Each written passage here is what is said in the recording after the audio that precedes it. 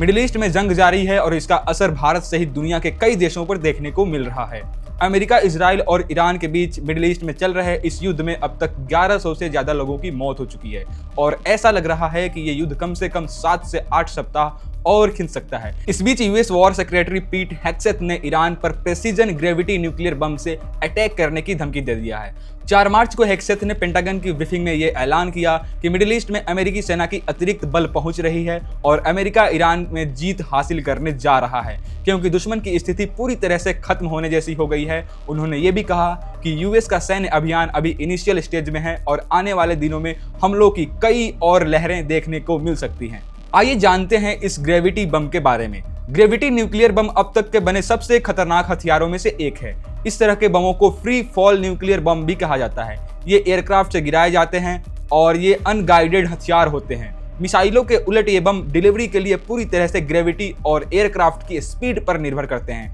एक बार छोड़े जाने के बाद ये सिर्फ ग्रेविटी फोर्स के जरिए टारगेट की ओर गिरते हैं। सबसे पहले शुरुआती न्यूक्लियर एज में डेवलप हुए ये बहुत एडवांस थर्मो न्यूक्लियर डिवाइस से बने हुए होते हैं। ज्यादातर gravity nuclear bomb thermo nuclear होते हैं, जिसका मतलब है कि वे बहुत ज्यादा एक्सप्लोजिव पावर बनाने के लिए फिजन और फ्यूजन दोनों का इस्तेमाल करते हैं।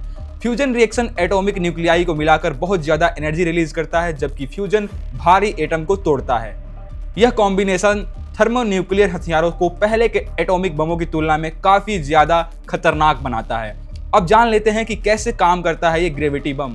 एक आम एक्सप्लोजिव फिजाइल मटेरियल जैसे यूरेनियम 235 या प्लूटोनियम 239 को दबाता है, जिससे एक तेज बिना कंट्रोल वाला न्यूक्लियर चेन रिएक्शन शुरू होता है, जिससे बहुत ज्यादा गर्मी और प्रेशर निकलता है। फिजन एक्सप्लोजन से निकलने वाली एनर्जी ड्यूटेरियम और ट्रिटियम जैसे आइसोटोप्स वाले सेकेंडरी स्टेज को दबाती और गर्म करती है। इससे न्यूक्लियर फ्यूजन शुरू होता है। हल्के एटॉमिक न्यूक्लियाई भारी न्यूक्लियाई में मिल जाते हैं, जिससे अकेले फिजन से ज्यादा एनर्जी रिलीज होती है और ये मिलीजुली प्रक्रिया बम की यील्ड को बढ़ा देती है।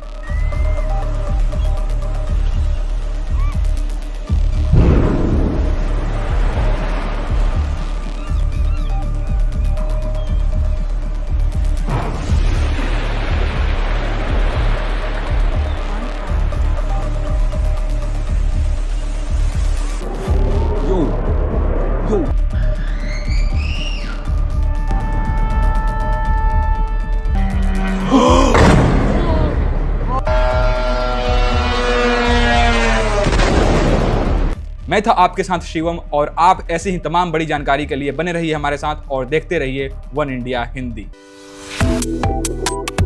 Subscribe to One India and never miss an update. Download the One India app now.